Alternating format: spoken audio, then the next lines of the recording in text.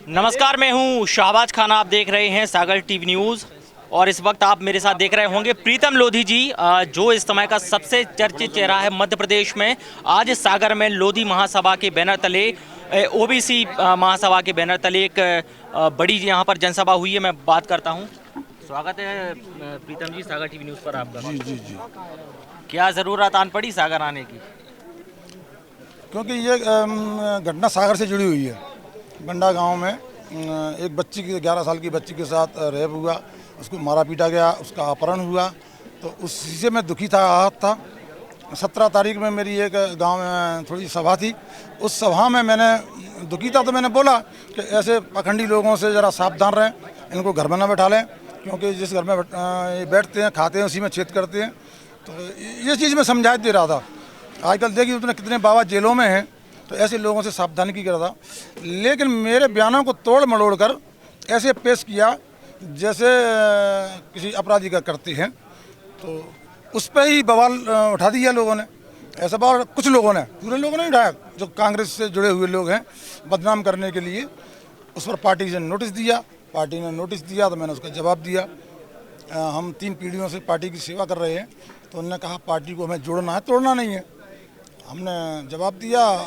Party के वरिष्ठ लोगों ने कहा कि आप माँ भारती जी ने मुझे समझाया, कहा है हम ब्राह्मण देवताओं से माफ़ी मांगे अगर हमने गलती की है तो मैंने पूरे देश से माफ़ी भी मांगी।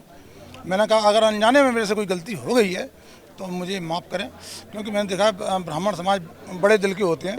लेकिन मुझे माफ़ तो नहीं किया, उसमें मुझे दंड और दे दिया, तुरंत पार्टी से बाहर कर दिया। और फिर मंचों से बैठकर, गद्दी पर बैठकर मेरे बारे में जो बोला वो आपके सामने है। एक ने तो यहाँ तक बोल दिया कि अभी श्राद्ध आ रहे हैं अगले महीने, इस श्राद्ध में प्रीतम लोधी का भी श्राद्ध खाना है हम लोग। और सब लोगों से बोला कि कौन ऐसा है देश के अंदर जो कि प्रीतम लोधी को मार के और हमें श्राद्ध खिलाए, खुशखबरी दे। तो ऐसी चीज़ों पर शासन चुपचाप बैठा हुआ है, और ऐसी चीज़ों पर शासन ने कोई FIR नहीं की, कोई कार्रवाई नहीं की। तो फिर मैं वहाँ से जैसे चला ग्वालियर के लिए, तो मैं रास्ते में सोचता रहा था कि भाई न्याय कैसे मिलेगा इन समाजों को, OBC, ST और SC को, क्योंकि इनके कोई धनी धोरी नहीं है देश के अंदर। इनको लोग सब पार्टियों वाले दंडकार कर देते हैं। तो उस पर मैं सबसे पहले बाबा साहेब जी के चरणों में गया, और बाबा साहेब जी के चरणों में जाकर मैंने सर रखा। उनने मुझे आशीर्वाद दिया। तो मैंने बाबा साहब से निवेदन किया, मैंने कहा मुझे आशीर्वाद दो, शक्ति दो, ताकि इस लड़ाई को मैं आगे बढ़ा सकूं और इन समाजों को हक दिला सकूं।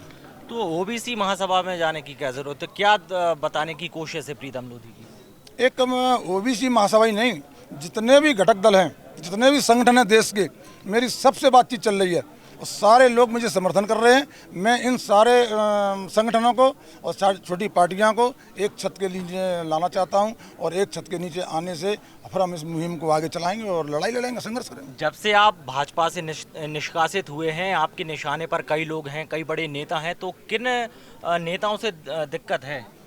अब दिक्कत तो ये है कि देखो, हर पार्टी में सब एक से नहीं होते हैं। कांग्रेस में भी कुछ लोग खराब हैं, अच्छे भी हैं, ऐसा नहीं है। भारतीय जनता पार्टी में कुछ खराब है तो अच्छे भी हैं। ऐसी को हम कह रहे हैं, हमारे परिवार में भी पूरे लोग एक से नहीं होते हैं, कुछ खराब होते हैं, कुछ अच्छे भी होते हैं। अब ब्राह्मण समाज में जैसे मान के चलिए रावण भी थे, परशुराम जी भी थे, लेकिन रावण को क्यों जलाया जाता है, परशुराम जी को क्यों पूजा जाता है? अंतर है, क्योंकि रावण ने गलत काम किए थे इसलिए उसको जलाया जाता है, परशुराम जी ने अच्छे किए उसको पूजा जाता है। नहीं तो लोधी समाज को किन ब्राह्मण नेताओं से दिक्कत है मध्य प्रदेश में? ब्राह्मण से दिक्कत नहीं है, पाखंडियों से दिक्कत है। वो शब्द फिरा जाता है ना, लोग अपने ऊपर ले जाते हैं। गलत लोगों से हमारी चिढ़ है कि जो गलत लोग है, आसाराम बापू है, जैसे राम रहीम है, जैसे मिर्ची बाबा हैं, ये लोग जिलों में पड़े हैं, इन लोगों ने कृत किए हैं। ऐसे लोगों से सावधानी का हाथ हमें। प्रीतम लोधी जी, आपने बीते दिनों शिवपुरी में एक सभा हुई थी, उसमें जो बयान दिया था उसको लेकर काफ़ी बवाल हुआ, और बागेश्वर धाम के जो महेंद्र हैं धीरेन्द्र शास्त्री जी, उन्होंने काफ़ी कुछ कहा था, फिर आपका पलटवार उस पर आया था। तो आप कायम है अपनी बात पर? देखिए मैंने क्या कहा, मुझसे जो गलती हुई मैंने माफ़ी मांगी पूरे देश से, और जिन लोगों ने की है उन लोगों ने न तो मुझ पर FIR हुई, एक जगह नहीं 50 जगह FIR हुई मेरे पे। तो एक देश में दो कानून कैसे? बड़ों के लिए कानून अलग और छोटों के लिए कानून अलग। क्योंकि चूँकि मैं पिछड़ा वर्ग से आता हूँ, इसीलिए मुझे दबाया जा रहा है। और वो ऊंची समाजों से हैं, तो उनसे बोला नहीं जा रहा है। तो ये दो कानून की भी लड़ाई लड़ेंगे हम। कानून सबके लिए बराबर होना चाहिए, चाहे बड़ा हो चाहे छोटा हो, कानून के दायरे में सब आते हैं। नहीं तो ये तो अब आप कह रहे हैं ना, आप जब आप पार्टी से बाहर हो गए, पहले भी कह सकते थे आप जब भाजपा में थे। भाजपा में जब भी हम लड़ाई लड़ते थे, जब भी हमने लड़ाई लड़ी, ऐसा नहीं है भाजपा में नहीं थे। भाजपा में भी बहुत अच्छे लोग हैं। क्या मोदी जी देश की शान नहीं है क्या? मोदी जी बहुत अच्छे काम कर रहे हैं, उन्हीं के हम 55 पर चलना चाहते हैं। क्या कांग्रेस में अच्छे लोग नहीं हैं? मनमोहन सिंह जी वो भी बहुत अच्छे लोग हैं। प्रीतम लोधी जी का अगला स्टेप क्या होगा धीरेन्द्र कृष्ण शास्त्री जी को लेकर? पीछे की बातों को मैं भूलना चाहता हूँ, पीछे की बातों को छोड़ना चाहता हूँ। आगे की मैं ध्यान दिलाना चाहता हूँ कि ओबीसी, एसटी और एससी मैं और गरीब समाज है, इनके लिए मैं निकल पड़ा हूँ और इनके लिए मैं सबको एकजुट करके ना ही इनकी लड़ाई लड़ना चाहता हूँ। सुलह हो गई क्या भाई साहब? नहीं, सलाह का मतलब नहीं है। अब एक ही बात के पीछे हम पड़े रहें, एक ही बात को पकड़े रहें। नहीं, लेकिन उस बात पे काफी बवाल हुआ, तूल पकड़ा, फिर उनके जो गुरु हैं उनका बयान सामने आया, उन्होंने कहा मैं 100% समर्थन करता हूँ।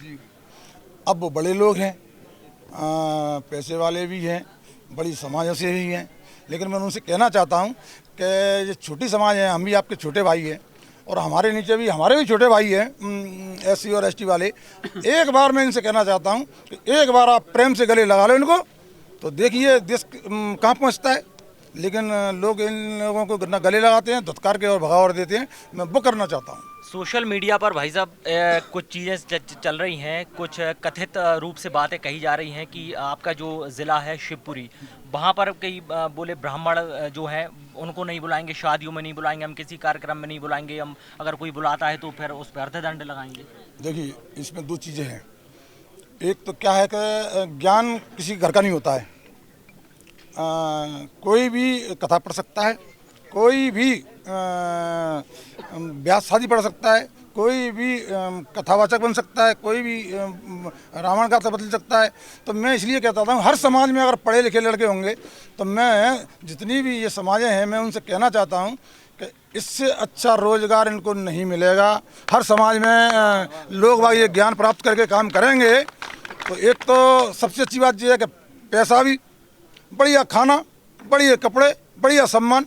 तो 1 करोड़ लोगों को रोजगार मिल सकता है अगर आदमी ठान ले अपने में। समर्थन करते हैं आप इस बात? मैं इस बात का समर्थन करता हूं कि 1 करोड़ लोगों को रोजगार मिल जाएगा और अपनी अपनी समाजों में जाएं और अपनी समाजों में शादियां करें, कथावाचक बने और अच्छे लोगों में निकलें और काम करें। लेकिन आपको पता होना चाहिए इसका दुष्प्रभाव भी पड़ेगा लोगों पे। क्यों पड़ेगा? इसका ज्ञान कोई किसी का खरीदा हुआ थोड़ी होता है। कोई भी, मैं क्या कथावाचक नहीं बन सकता?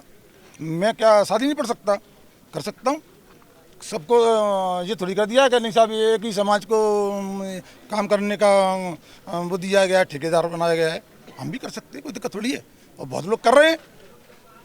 इससे समाज में जागृतियाँ भी होंगी और जो नए नए लड़के, जितने भी पढ़े लिखे लड़के हैं, होशियार हैं, उन लड़कों को रोजगार मिलेगा। कुल मिलाकर बात यह है कि प्रीतम लोधी चुप नहीं बैठने वाले हैं। नहीं, अब तो मैं इन समाजों को, छोटी समाजें को और जितनी भी गरीब समाजें हैं सबको लेकर मैं निकल पड़ा हूँ। मैं पूरे देश में जाऊँगा और सारे संगठन मेरा साथ दे रहे हैं और सबको एक छत के नीचे लाकर इस लड़ाई को अंजाम तक पहुँचाऊँगा और एक भर्ती लगाऊँगा। शुक्रिया भाई साहब बात करने के लिए। प्रीतम लोधी जी हैं, सागर आए हुए हैं और एक बड़ा यहाँ पर जनसभा हुई थी सागर के कजलीवन मैदान में।